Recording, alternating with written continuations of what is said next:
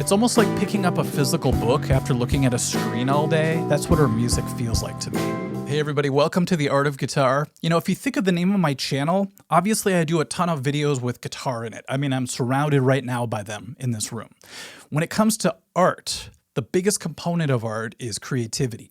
And I don't feel like I talk about creativity as much as I should, but it's always underlying in everything I do, but sometimes I want to bring it out to the forefront. Something I really love is when you hear an artist and they actually inspire you to want to be creative. And that happened a little while back when YouTube recommended an artist named Ellie Adair. I saw she had about 3,500 subs, and I thought, okay, maybe she's just like an up-and-coming indie artist or something. I have to be honest, the reason why I clicked on her thumbnail though is because she was holding this SG, and it's one of my dream guitars. It's the kind that has that, you know, trem system on it.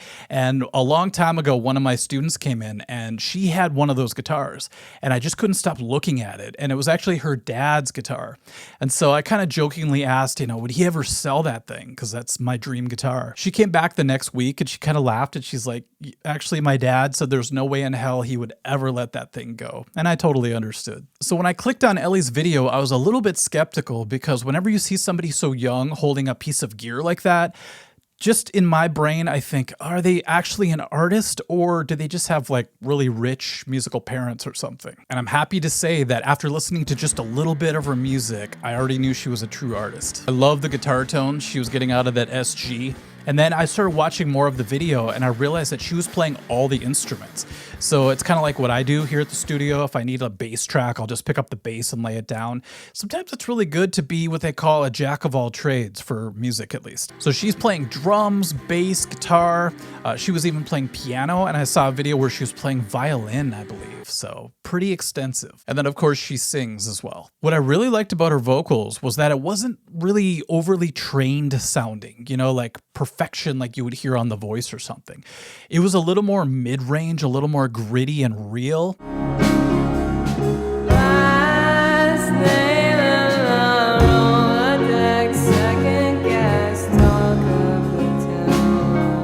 And it fit the music that she creates perfectly. I just remember having this feeling of nostalgia for like the 90s, which I thought was weird because I'm like, she wasn't even around at that time. And here she's making music that's bringing me back to that decade and even beyond that. I mean, I could hear really early influences, you know, before the 90s from bands like the Stones and some Beatles in her music. But then for the 90s, I was hearing a lot of, you know, Smashing Pumpkins type sounds, Sonic Youth, the White Stripes. I heard a lot of Liz Phair as well.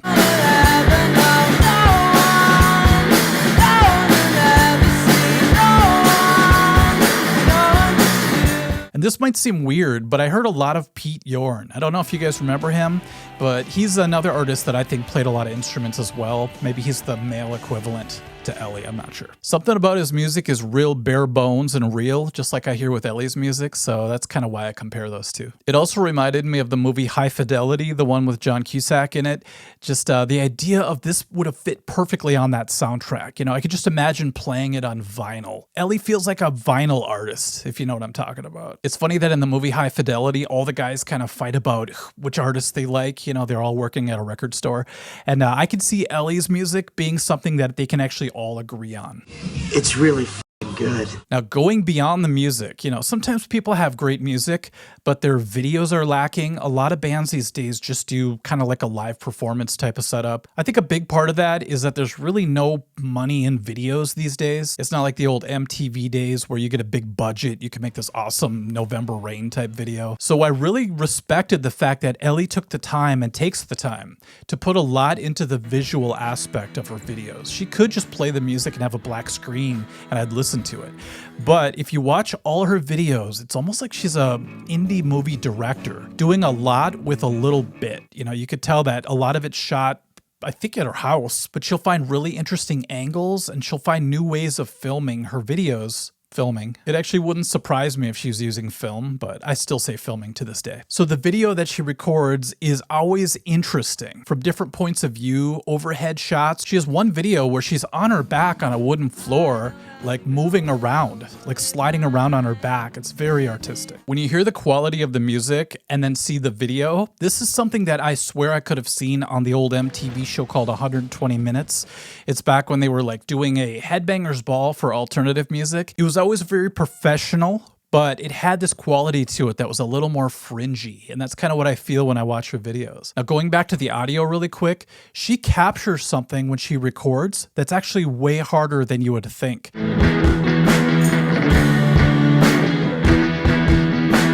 So to get a drum set to sound like that, it's got this real quality. It's like raw, but it still has a polish to it. It's hard to explain. Something like Steve Albini would pull off. And if she's recording all the instruments herself, that means she's tracking to her previous tracks. So maybe she lays down the drum beat first, and then the bass, then the guitar. Somehow it all still sounds like a full band playing together in a room. And that's really hard to capture as well when you're by yourself.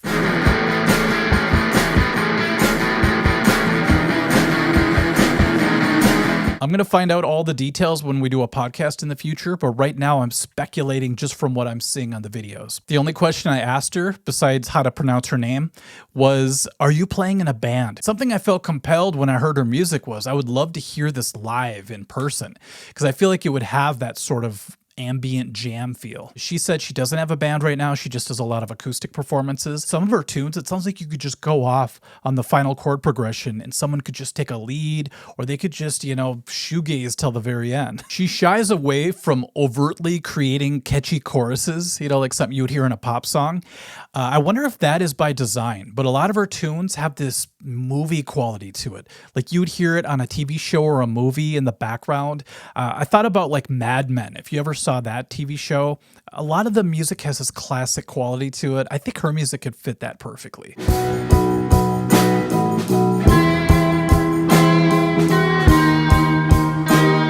I should be her agent. I'd be like placing her music in a ton of things, I guess. I just kept thinking, this girl was born in the wrong era. Like if she was born, earlier and her music started to come out in the early 90s, I know she would be one of those household names when it comes to indie rockers. Just her name itself sounds like a star's name, doesn't it?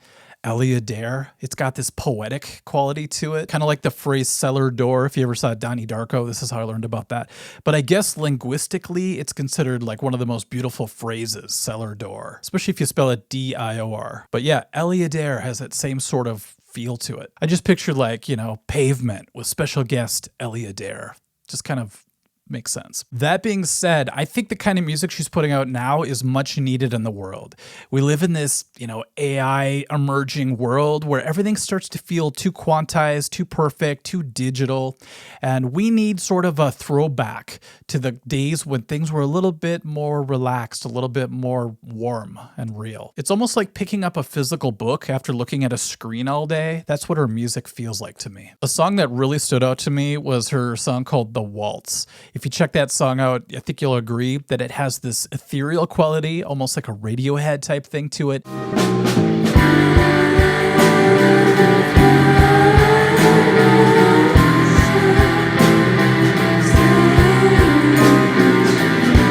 But a lot of it also has a bit of like an Amy Winehouse thing, which is funny because when Amy Winehouse came out, everybody was like, oh, that's a throwback, to the old 60s acts. So that's one I would definitely recommend checking out. That's one where she's playing piano. And that's the song I think would fit with Mad Men really well. I know it seems like a contradiction when I talk about, she should be huge. Everybody should know about her, while also saying that she's indie, and that's what I also like about it. But I think both can be true. You could stay true to your roots, as far as not getting huge and popular and losing that hunger and the thing that actually makes you great. But at the same time, I feel like it's a shame that more people don't know about her. That's partly why I'm making this video. Because for an artist like her to only have about 3,000 followers, I think is kind of a shame. I'm sure she doesn't mind though. She's probably like, yeah, that's kind of cool. I have a selective audience. I mean, she even keeps her videos at 480p, I believe. I'm really bad with technical stuff. At first, I'm like, what's wrong with my internet? It won't go up to 1080 or whatever. And then somebody in the comments said, yeah, she actually keeps it at 480p. I'm like, that's kind of smart because it not only gives you like an older vintage look just because it can't get super sharp looking, but I thought for myself, maybe I should do that for my videos because I look way better in low def. Now, when you go on her channel, you'll probably notice that there's only about 18 videos right now. And I think that has a lot to do with her being a new artist as well as putting so much into each video. Like I said before, she could easily pump out a bunch of videos of just the music, I'm sure, but putting that much into both the audio and the visual side of things takes time and it's worth it. Be sure to check out the song Don't Let Me Down Easy, which I was talking about where she's sliding around on the floor, that video. That one gives me Fiona Apple vibes. I guess you could say I'm a little bit selfish in putting out this video because I kind of want to do the hipster thing and say, you know, I knew about her first before everybody else did. Because I know that if she keeps doing what she's doing and keeps the momentum going, she's going to be an unstoppable force. I kind of wish I could buy stock in artists, you know? So I believe her next move is to put a band together. I know bands are a headache a lot of the times, but the music itself is so solid that if you find players that are fans of your music, that's even better. They'll come in and they'll play just for the love of the music, most likely. Build from there, you know, and eventually, who knows what can happen. The sky's the limit in this case. So I'm very grateful to artists like Ellie who are putting out awesome creative works, and it does give me hope for the future. Sometimes you just look at your social media feed and you just think, you know, is the world going to just implode tomorrow? But then there are always some bright lights in the chaos, and I'm so glad that I found her music, or I'm so glad it was recommended to me, because it's kind of like a place that you could go to get away from all this insanity. And I bet you're going to feel the same way, even if you're into different styles of music, like if you're really into hard rock or something, give her music a chance. I think it'll bring you to a place that I keep hinting at here. And then you can go back to Slayer afterwards when you're all centered again. Like I said earlier, I'm planning a future podcast where I can ask her a bunch of detailed questions, and I'm hoping she's not going to see this video and go, whoa, he's way off on everything. But that's from my perspective, from hearing her music, from watching the videos, and you know, that's all I could do for now, I guess. So let me know what you think of her music. Feel free to subscribe to her channel. It would be really cool to get her numbers up a little bit, get that momentum happening. And I look to do more of this stuff on my channel as well, where I can showcase, you know, and put a spotlight on people of any musical style that I think is doing some awesome stuff. So thank you everybody for watching. Thank you, Ellie, for having patience. I looked at the date of the email that I sent her the very first time I heard her music, and it was like May. And I was like, you know what? I think I'm going to do a video on you. And now here it is, September. I mean, things are just flying. It's crazy. All right, everybody. Thanks again for watching, and we'll catch you soon. Bye-bye.